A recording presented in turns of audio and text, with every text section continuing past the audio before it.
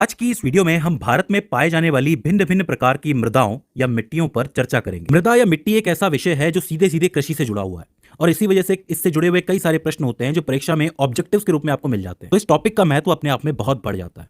आज की इस वीडियो में हम मृदा, उसके प्रकार और विभिन्न राज्यों में कौन कौन सी मृदा पाई जाती है ये जानेंगे।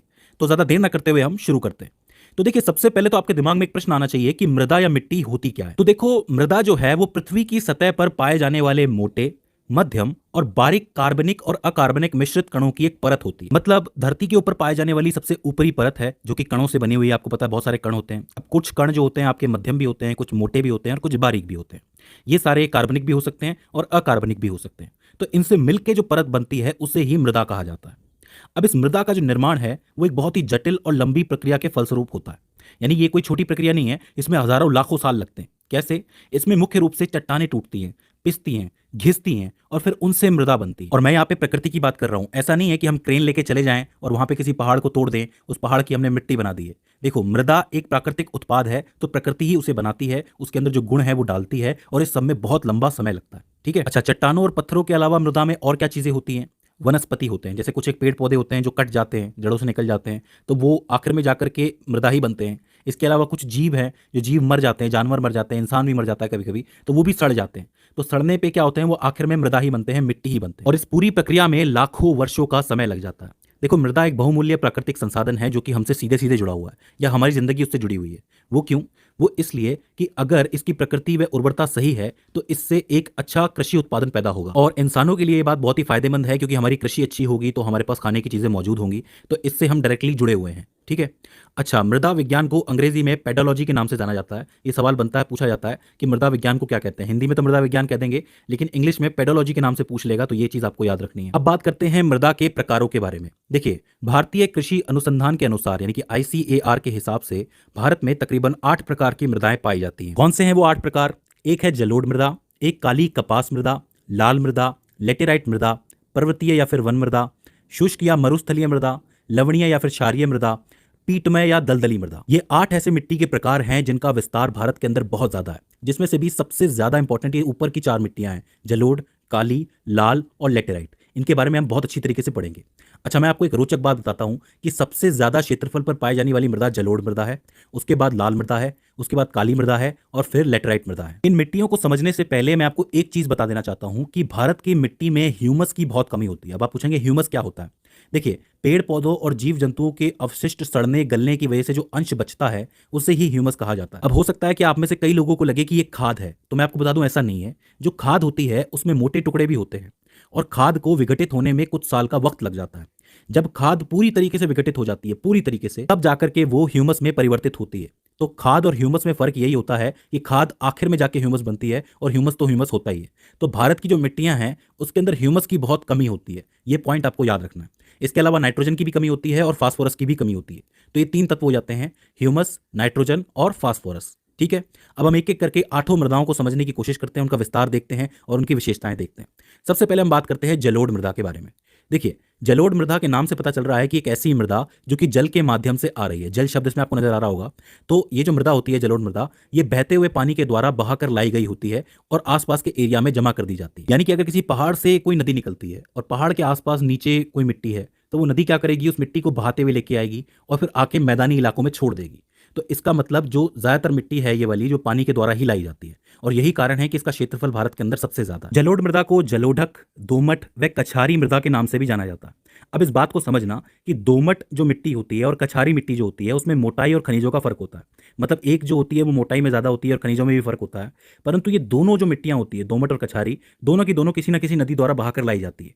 इसीलिए इन दोनों को जलोढ़ मृदा ही कहा जाएगा क्योंकि इन्हें जल के द्वारा बहाकर लाया जा रहा है। अब जो जलोढ़ मृदा होती है उसका उपजाऊपन किसी और मिट्टी से सबसे ज्यादा होता है। मतलब इसका उपजाऊपन सबसे ज्यादा माना जाता है। यह उत्तरी मैदानों में और तटीय मैदानों में सबसे ज्यादा पाई जाती है। अब सीधी सी बात है, जहां नदी जाएगी वहीं पे मिट्टी भी जाएगी, तो मैदानों में मिट्टी जाती है, तटीय इलाकों में जाती है, तो वहां ये पाई जाएगी। इसके अलावा इस मिट्टी में चूना, पोटेशियम, कार्बनिक पदार्थ और पानी भी बहुत अच्छी मात्रा में होता है, तो इससे अच्छी खासी खेती की जा सकती है। इसमें उगने वाली जो प्रमुख फसलें होती हैं वो तंबाकू, चावल, धान, आलू, गेहूं, बाजरा आदि होती हैं। तो ये फसलें बहुत इंपॉर्टेंट है और बहुत सारी इसके अंदर उगाई जाती है। बात करें जलोढ़ मिट्टी के प्रकार की, तो 2 तरीके की जलोढ़ मिट्टी होती है। एक होती है बांगर और एक होती है खादर। बांगर जलोढ़ मिट्टी जो होती है वो पुरानी जलोढ़ कहलाती है, मतलब पुरानी मिट्टी कहलाती है, और खादर जो है वो नई जलोढ़ कहलाती है। आप जरा सोच के देखिए कि कुछ ऐसे इलाके होते हैं जिसमें हर साल बाढ़ आ जाती है। अब बाढ़ आ रही है तो नदी आ रही है, नदी आ रही है तो मिट्टी भी आ रही है, तो हर साल नई नई मिट्टी आती है, तो वो कौन सी हो गई? खादर हो गई, मतलब नई मिट्टी हो गई, नई जलोढ़ मिट्टी हो गई। और जिन जगहों पे 4-5 सालों में या 8 सालों में 10 सालों में एक बार बाढ़ आती है तो वहां की मिट्टी पुरानी होगी, यानी कि वो बांगर मिट्टी होगी। ठीक है, तो ये फर्क आपको याद रखना है। तो ये सारी चीजें जलोढ़ मृदा के बारे में पूछ ली जाती हैं, इनको आपको याद रखना है। इसके बाद बात करते हैं काली मृदा के बारे में। काली मृदा को रेगुर मिट्टी, काली कपास मिट्टी, खनिज मिट्टी, लावा मिट्टी या फिर अंतरराष्ट्रीय स्तर पर चेरनोजम के नाम से जाना जाता है। काली मिट्टी जो होती है वो ज्वालामुखी प्रक्रिया के दौरान बनती है। होता क्या है कि ज्वालामुखी में से जो लावा निकलता है, चट्टानें निकलती है, पत्थर निकलते हैं, और फिर वो जब घिसते हैं उनसे काली मिट्टी बनती है। तो आप ये समझ लो कि ये ज्वालामुखी की मिट्टी है एक तरीके से। भारत में मुख्यतः जो दक्कन के पठार आपको देखने को मिलते हैं, यहाँ पे ये वाली मृदा सबसे ज्यादा देखी जाती है। इस मिट्टी का जो काला रंग है वो टिटेनीफेरस मैग्नेटाइट, ध्यान से सुन लो, टिटेनीफेरस मैग्नेटाइट एवं ह्यूमस की उपस्थिति के कारण होता है।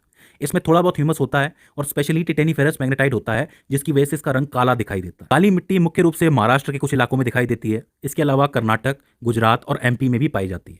काली मिट्टी में आयरन, चूना, कैल्शियम, पोटेशियम, एल्यूमिनियम और मैग्नीशियम की भरपूर मात्रा होती है, और साथ ही इसके अंदर नमी बनी रहती है, मतलब इसमें काफी देर तक नमी बनी रहती है, और इसीलिए बगैर वर्षा के भी इसमें जो उगने वाली फसलें होती हैं उनको नमी मिलती रहती है। एक इंपॉर्टेंट पॉइंट है कि अगर इसमें बहुत देर तक पानी रहेगा, नमी रहेगी, तो इसकी फसल के लिए उतना ही अच्छा है। मान लो कि बारिश नहीं हुई है तब भी इसको नमी मिलती रहेगी फसलों को। इसमें मुख्यतः कपास की खेती होती है और स्पेशली इसके अंदर दरारें देखी जाती हैं। जब ये मिट्टी सूख जाती है, इसकी नमी खत्म हो जाती है, तब इसके अंदर दरारें देखी जाती है। ठीक है, इसके बाद बात करते हैं लाल मिट्टी के बारे में। लाल मिट्टी जो होती है उसका रंग लाल भी दिखाई देता है, पीला भी दिखाई देता है और चॉकलेटी रंग भी दिखाई देता है। जिन इलाकों का वातावरण शुष्क होता है, मतलब गर्म होता है, और वहां पे बारिश बहुत कम होती है, तो ऐसी जगहों पर लाल मिट्टी का निर्माण सबसे ज्यादा होता है और वहां पे सबसे ज्यादा पाई जाती है। यह मिट्टी जैसे ही पानी के संपर्क में आती है तो ये हल्की हल्की पीली नजर आती है। मतलब पहले तो लाल होती है, जब सूखी भी होती है, जैसे इसमें पानी डालोगे तो थोड़ी ये पीली नजर आएगी। ठीक है, इस मिट्टी में लोहा, एल्यूमिनियम और चूना सबसे ज्यादा होता है, और लोहे की वजह से ही इसका रंग हमें लाल नजर आता है। देखिए, लोहे की वजह से फेरस ऑक्साइड बनता है, यानी कि जंग बनती है, और जंग का जो कलर होता है वो लाल होता है, और इसी वजह से इस मिट्टी का कलर भी लाल नजर आता है। भारत में ये मिट्टी उत्तर प्रदेश के बुंदेलखंड से लेकर दक्षिण के प्रायद्वीप तक जाती है, मतलब प्रायद्वीप तक इसका फैलाव देखने को मिलता है। यह मध्य प्रदेश, छत्तीसगढ़, झारखंड, पश्चिम बंगाल, मेघालय, नागालैंड, उत्तर प्रदेश, राजस्थान, तमिलनाडु तथा महाराष्ट्र में भी पाई जाती है। इस मिट्टी के अंदर बाजरे की फसल अच्छी पैदा होती है, किंतु जब ये गहरे लाल कलर की होती है तो इसमें कपास, गेहूं, दाल और मोटे अनाज की फसल भी बहुत अच्छी होती है। तो ये एक बहुत इंपॉर्टेंट मिट्टी है लाल मिट्टी, इसको भी आपको याद रखना है। इसके बाद हम बात करते हैं लेटेराइट मिट्टी के बारे में। देखिए, लेटेराइट मिट्टी जो होती है ये भी बिल्कुल लाल मिट्टी की तरह ही होती है, इसका कलर भी लाल होता है, लेकिन इसका जो निर्माण है ना वो भारी वर्षा वाले इलाकों में होता है। मतलब उन इलाकों में वर्षा भी भारी होती है और गर्मी भी बहुत ज़्यादा होती है। लाल मिट्टी में क्या होता है कि वर्षा भी कम होगी और गर्मी भी ज़्यादा होगी, यहाँ पे भारी वर्षा होती है। ठीक है, तकरीबन 200 सेंटीमीटर तक। तो इस चीज़ को आपको याद रखना, ये फर्क है दोनों के अंदर। इसके अलावा इस मिट्टी में लिंचिंग प्रोसेस देखने को मिलती है। वो क्या होती है? देखिए, यहाँ पे वर्षा बहुत ज़्यादा होती है और वर्षा होने की वजह से कुछ एक पदार्थ होते हैं जो खनिज होते हैं वो घुल जाते हैं, घुलनशील होते हैं, तो वो घुल के नीचे वाली परत में चले जाते हैं, मतलब अंदर ही अंदर चले जाते हैं, और इसकी वजह से ये जो मिट्टी है ना वो थोड़ी सी कम उपजाऊ रह जाती है, मतलब इसका उपजाऊपन थोड़ा कम हो जाता है। इस मिट्टी को मखरीली मिट्टी के नाम से भी जाना जाता है। जो गहरी लेटेराइट मिट्टी होती है उसमें लोहा ऑक्साइड और पोटाश की मात्रा बहुत ज्यादा होती है। इसमें लोहा, एल्यूमिनियम और चूने की मात्रा भी बहुत ज्यादा होती है। इस मिट्टी में मेनली चाय और कहवा, ये दो चीजें हैं, चाय और कहवा जैसी फसलें बहुत अच्छी होती हैं, तो इसके लिए बहुत उपयोगी मिट्टी कहलाती है। पूरे विश्व में लेटेराइट मिट्टी जो है वो कर्क और मकर रेखा के बीच के हिस्सों में कुछ एक क्षेत्रों में देखी जाती है। अगर हम भारत की बात करें तो भारत में कुछ एक जगह हैं, ध्यान से लिखना इनको। तमिलनाडु के पहाड़ी भागों के निचले क्षेत्रों में, कर्नाटक के कुर्ग जिले में, केरल राज्य के चौड़े समुद्री तट पर, महाराष्ट्र के रत्नागिरी जिले में, पश्चिम बंगाल के वेसाइट और ग्रेनाइट पहाड़ियों के बीच में, उड़ीसा के पठार के ऊपरी भागों में और असम के कुछ एक भागों में ये मिट्टी पाई जाती है। याद रखना, बहुत इंपॉर्टेंट मिट्टी है, कई सारी जगहों पे पाई जाती है, क्षेत्र आपको याद रखना है। ठीक है, इस मिट्टी की एक खास बात यह है कि इससे ईंट बनाई जाती है। पूछ लिया जाता है कि कौन सी मृदा या मिट्टी से ईंट बनती है, तो ये एक इंपॉर्टेंट मिट्टी है, इसका नाम आपको याद रखना है। तो ये 4 इंपॉर्टेंट मिट्टियां हो जाती हैं। इसके बाद और 4 की बात कर लेते हैं। सबसे पहले बात करते हैं लवणीय मिट्टी की। लवणीय मिट्टी जो होती है इसमें मृदा लवणता बहुत ज़्यादा होती है, मतलब लवण की मात्रा बहुत ज़्यादा होती है। ये लवणता जो है खनिजों की वजह से हो सकती है, समुद्र के पानी की वजह से हो सकती है, और इस वजह से ये जो मिट्टी होती है ये अनुत्पादक मिट्टी होती है, मतलब इसकी उत्पादक क्षमता बहुत कम होती है। ठीक है, इसे रेह, उसर या फिर कल्लर के नाम से भी जाना जाता है। ध्यान से सुनना, रेह, उसर या फिर कल्लर, 3 और नाम है इसके। ये मिट्टियां अपने अंदर मैग्नीशियम, सोडियम और कैल्शियम लवण समाहित करती हैं, इसी की वजह से लवणता बहुत ज़्यादा होती है। यह उत्तर प्रदेश, पंजाब, गुजरात के कच्छ, बिहार, हरियाणा, महाराष्ट्र व राजस्थान के कुछ एक हिस्सों में पाई जाती है। तो एक बहुत ज़रूरी मिट्टी हो जाती है लवणीय मिट्टी, इसको आपको याद रखना है। इसके बाद आती है आपकी पर्वतीय मिट्टी, जो कि बहुत आसान है याद करने में। वो मिट्टी जो पहाड़ों में पाई जाती है उसे पर्वतीय मिट्टी कहते हैं, सिंपल सी बात है। इसका विस्तार आपको मुख्यतः उत्तर व उत्तर पूर्वी पहाड़ों में देखने को मिल जाएगा। जो उत्तर भारत है हमारा, उसके जैसे कि लद्दाख के पहाड़ हो गए, हिमाचल प्रदेश के पहाड़ हो गए, जम्मू कश्मीर के पहाड़ हो गए, सिक्किम, उत्तराखंड, अरुणाचल प्रदेश, इन सब के पहाड़ों में पर्वतीय मिट्टी सबसे ज़्यादा पाई जाती है। अच्छा, इन इलाकों में सेब की खेती सबसे प्रमुख होती है। जैसे कि जम्मू कश्मीर का सेब बहुत मशहूर है, क्योंकि वहाँ का टेम्परेचर भी कम है, तो वहाँ पे सेब की खेती बहुत अच्छी होती है इन्हीं मिट्टी के अंदर। तो ये चीज़ भी आपको याद रखनी है। इसके बाद बात करते हैं मरुस्थलीय मिट्टी के बारे में। मरुस्थलीय मिट्टी यानी कि रेगिस्तानी मिट्टी, इसके अंदर नमी बहुत कम होती है, तो इसे कम नमी वाली मिट्टी भी कहते हैं। ये पाई कहाँ जाती है? राजस्थान में पाई जाती है, सीधी सी बात है, पहले आपके दिमाग में आ जाना चाहिए। गुजरात में पाई जाती है, पंजाब और हरियाणा के भी कुछ एक इलाकों में पाई जाती है। इसमें जो मेन खेती होती है वो किस चीज़ की होती है? बाजरे की, ज्वार की व सरसों की। ये तीन इंपॉर्टेंट खेतियां हैं, इसको आपको याद रखना है। इसके बाद आपकी पीट में या फिर दलदली मिट्टी आती है। अब इसको तो आप यूं ही पहचान सकते हो कि ऐसी मिट्टी जो कि बहुत ज़्यादा वर्षा होने की वजह से बनती है।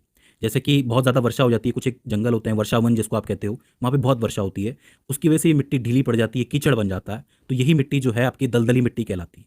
इसकी खास बात ये होती है कि इसके अंदर ह्यूमस की मात्रा बहुत ज़्यादा होती है। वो क्यों? क्योंकि चूंकि अगर ये वन में है तो जीव भी पाए जाएंगे, जीव मरेंगे तो इसी में आकर के मरेंगे। या फिर मान लो कि कोई वनस्पति है, पेड़ पौधे हैं, वो टूट के गिर रहे हैं, वो भी यहीं सड़ रहे हैं, तो इस वजह से यहाँ पे ह्यूमस बन जाता है। ठीक है, ये जो है केरल, उत्तराखंड और पश्चिम बंगाल में पाई जाती है। कौन सी मिट्टी? दलदली मिट्टी। तो ये हो जाती हैं आपकी 8 प्रमुख मिट्टियाँ जो भारत के अंदर पाई जाती हैं।